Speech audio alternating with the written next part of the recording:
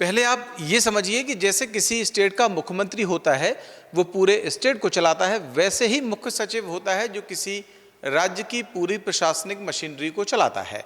पश्चिम बंगाल का पता नहीं, लेकिन ज्यादातर राज्यों में मुख्य सचिव का पद वो पद माना जाता है जिसे हासिल करने के लिए समान योग्यता वाले बड़े बड़े बल्लम आईएएस का समूह पावर गैलरियों में जोर आजमाइश लगाता है, लेकिन ये पद बड़े सौभाग्य से ही मिलता है, ऐसी सामान्य प्रचलित मान्यता है।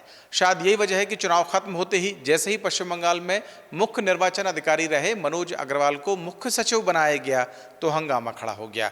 क्या टीएमसी और क्या कांग्रेस आरोप लगा रहे हैं कि मनोज अग्रवाल को उनकी मेहनत का असली फल अब दिया गया है? लोकसभा में नेता विपक्ष राहुल गांधी ने मनोज अग्रवाल को मुख्य सचिव नियुक्त किए जाने पर लिखा, बीजेपी ईसी के चोर बाजार में जितनी बड़ी चोरी उतना बड़ा इनाम। कांग्रेस नेता जयराम रमेश ने सोशल मीडिया हैंडल एक्स पर लिखा, ये नियुक्तियां चुनाव आयोग और बीजेपी के बीच खुली मिली भगत और साठगांठ को दर्शाती हैं। टीएमसी की राज्यसभा सांसद सागरिका घोष ने लिखा, पश्चिम बंगाल के मुख्य निर्वाचन अधिकारी यानी सीईओ मनोज अग्रवाल अब बंगाल के मुख्य सचिव बनेंगे।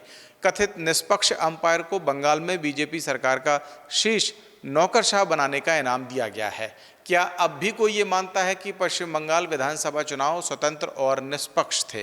तृणमूल कांग्रेस नेता साकेत गोखले ने भी मनोज अग्रवाल की नियुक्ति पर प्रतिक्रिया देते हुए कहा, बीजेपी और चुनाव आयोग अब खुलेआम चुनाव चोरी करने की बात कर रहे हैं, ये बेशर्मी की हद है।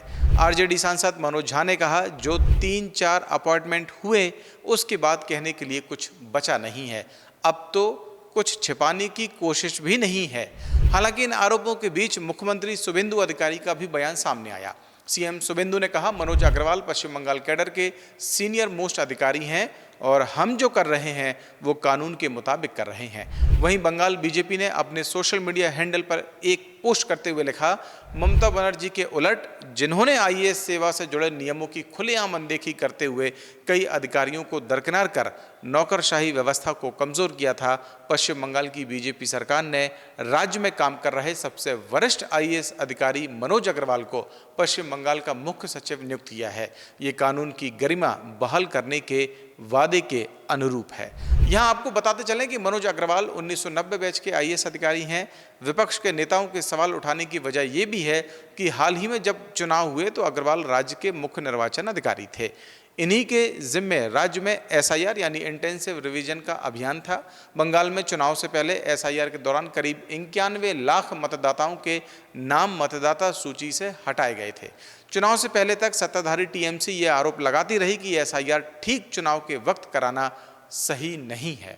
मामला सुप्रीम कोर्ट भी गया, लेकिन प्रक्रिया पर असर नहीं पड़ा। जब बंगाल चुनाव के नतीजे आए तो बीजेपी को बहुमत मिला और शुभेंदु अधिकारी के तौर पर बंगाल में बीजेपी की पहली सरकार गठित हुई। अब जबकि शुभेंदु सरकार ने कामकाज शुरू कर दिया है तो अधिकारियों की नियुक्ति को लेकर सवाल खड़े हो रहे हैं।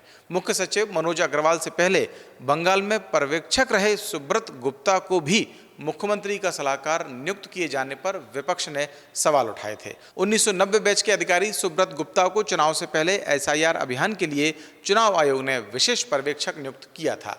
बंगाल में चुनाव के दौरान और फिर उसके बाद अधिकारियों की नियुक्ति का मुद्दा यहीं तक थमता नहीं दिख रहा है। सूत्रों की माने तो विपक्ष अब इस लड़ाई को सड़क से संसद तक लेकर जाने के मूड में है।